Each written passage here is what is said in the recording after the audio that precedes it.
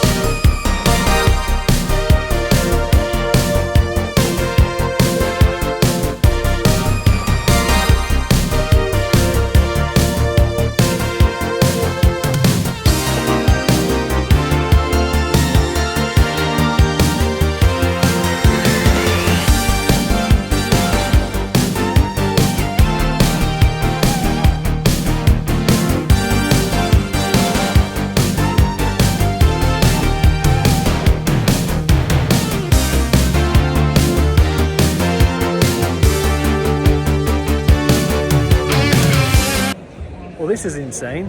So I'm at the Royal Albert Hall for the first time.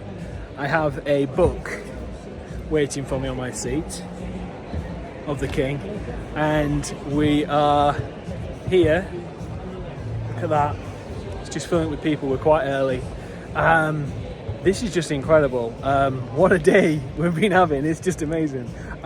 So yeah, just absolutely blown away. It hasn't really hit me properly, to be honest with you. But I'm sure I'll form more coherent explanations after this. But wow, it's just amazing. So just keep watching. Thanks. Thank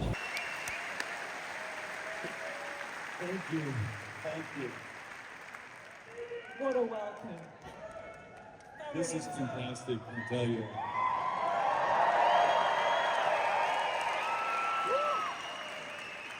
Do you ever get tired of applause, Arnold? Well, first of all, let me just say thank you very much for doing this today, for interviewing me here on stage. And yesterday I was interviewed by a man, today by a woman. So this is fantastic. It's a whole other spin. And of course, I'm absolutely honored to be invited here to this very special hall, this historic hall that had literally, and to always help other people. As a matter of fact, when I was doing bodybuilding, he said, well, why are you looking in the mirror? Why are you looking at yourself? You know, this is like crazy. If you want to go and build a body, why don't you go and chop wood?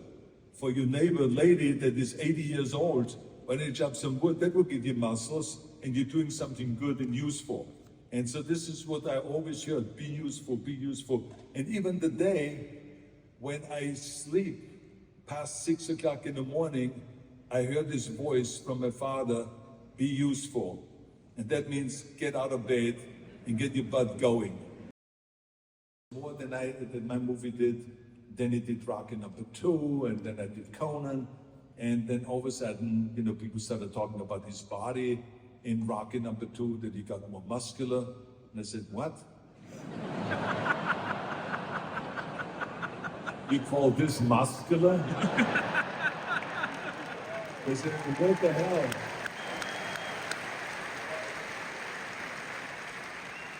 And so then he came out with Rambo, and he was even more ripped. And so now we started competing. I said, that was it for me. So I said to myself, okay. So I did then Commando, and let me tell you something. I was training now as if I was training for a competition, even though I was out of competition at this point. But I was training like I was in competition, because I wanted to make sure that people see a real body rather than just the Stallone body. And so I started so it became a competition of kind of like, who has less body fat? Who is more muscular on the screen? Who kills more people?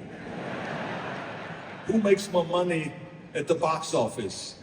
Who is using a bigger gun? So when he used the machine gun, then I got a machine gun that only is used on tanks or on helicopters. And I ran around, boom, boom, boom, boom, boom, boom, boom, and killing people. And then it came a competition like, who kills more people on the screen? So I remember he killed like 50 people, so in Commando I had to kill 70 people. So, and then who killed them more viciously and more creatively? And so this is how the competition went on. I have been very fortunate to be directed by some of the greatest film directors. And when I had a good director, then the movie was successful. When I had a shitty director, then the movie was not successful. And so I would say that Jim Cameron is one of my favorite directors, who I have done Terminator 1, Terminator 2, and True Lies with. And they all were very, very successful movies. And I also would say Ivan Reitman, who directed Twins and Kindergarten Cop and Junior. And he was extraordinary, and he gave me the ability to do my first comedy. Worst, I think, failure was my failure in my marriage, and so I regret that the most. Thank you for being so honest. And so in weightlifting, the last try that you do out of 3 tries is always the effort of breaking your own record with the risk that you fail in front of an audience. And there is nothing wrong with that.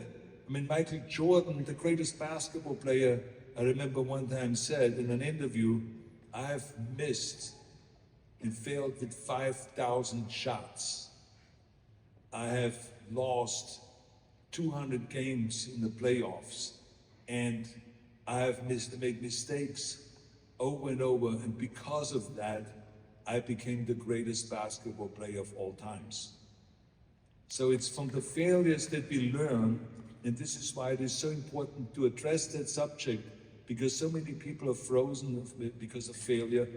I never had any fear, because I said to myself always, yes, there is a risk that you fail, whatever you do in life, but there's nothing wrong with that, because how far can you fall? There's the ground. If I fall down, I get up again, and I get up stronger. And every time you fail, you get stronger. Every time you struggle through painful periods, you get stronger. Every time you get rejected and you fight through it, you get stronger. So this is the same as with the muscles. The more you go to failure, the stronger the muscle gets.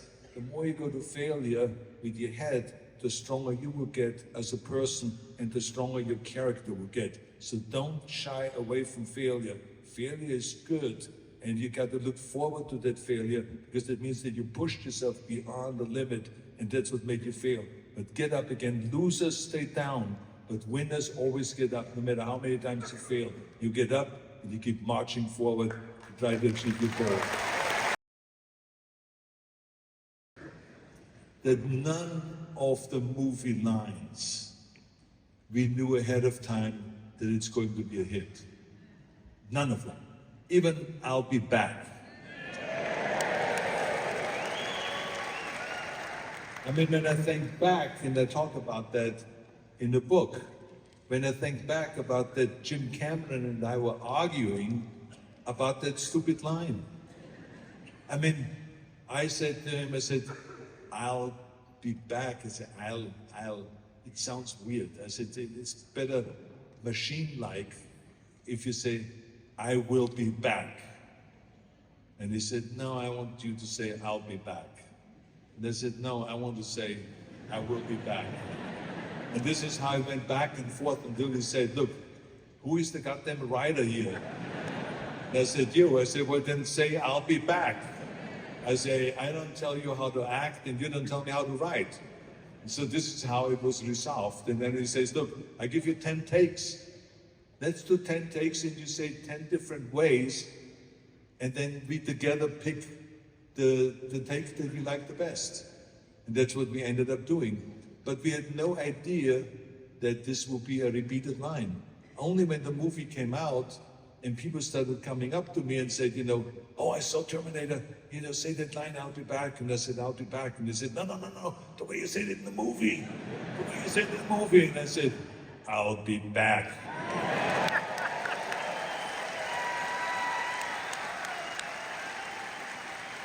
And so that's the reaction I got. This guy looked at me and says, yes. He repeated the line and he went to his friends and says, you say the line, I'll be back. Oh, this is unbelievable. And so more and more people came up to me after the movie came out and said, can you repeat this line?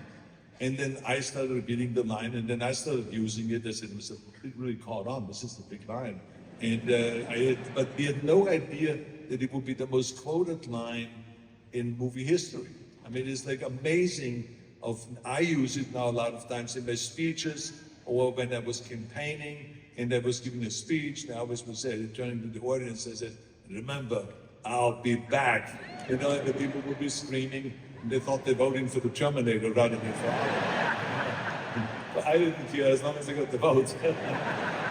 I think that's how I got a lot of Democrats to vote for me. Because they thought they voted for the Terminator. But in any case, I will continue doing movies. I will continue doing television shows. I will continue with promoting bodybuilding and having the Arnold Classic Bodybuilding Championships in various different continents all over the world to promote health and fitness. And I will continue being involved in policy issues. I have the USC Schwarzenegger Institute in Los Angeles, where we deal with policy issues, with healthcare issues, education issues, immigration issues, homelessness issues, and so on and so forth. I will participate in all of that. I will continue fighting for a clean environment, fighting to get off fossil fuels and to go into renewable energy. I will be fighting for that. And so I just try to combine all of my talents and all the stuff that I've learned to make this a better world and to help other people become successful and to also be happy. To me, the happiest moment is if I can look out there and I see everyone being able to do the same things that I've done in my life, and to have a joyful life, a happy life, where you can strive towards something, where you're passionate about certain things, and you're willing to struggle and to fight and all that stuff. That will make me happy. So this is why I wrote this book, to give something back to the community and to tell everyone, here's a way how you can be happier. I don't promise you to be Mr. Olympia or anything like that, or to be a governor, or to be the Prime Minister of England or something like that. But I do promise you, when you read through this book and you work on some of those tools that I'm recommending, that you will be better off in your life, and you will be happier, and you will be more successful. That's the bottom line. I want everyone to be successful.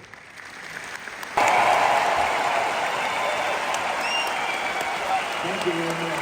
Thank you. I had a great time. Thank you all for being here today. And I promise you, I'll be back. Thank you. Thank you. Good morning, everybody. It is the morning after the day before. My God, what a day, what an evening, what a great time. Wonderful stay there, by the way. Didn't really get a chance to talk about the Arnold thing last night, simply because I was absolutely buzzing and I was still processing it, really. Mainly because it was so incredible to be in the same room as someone who not only I respect, but someone who's been a real hero of mine. The term hero has been thrown about quite a lot, just generally, a bit of a buzzword, but this is someone who inspired a lot of people, Not only his career in film, but also his outlook, his positivity, his drive. He's someone who's, I mean, 76 years old. He commanded the room of 4,000 people, Royal Albert Hall. It's just incredible. But I just wanted just to quickly say that part. I'm getting some funny looks. I'm walking down the street doing this, but it doesn't matter.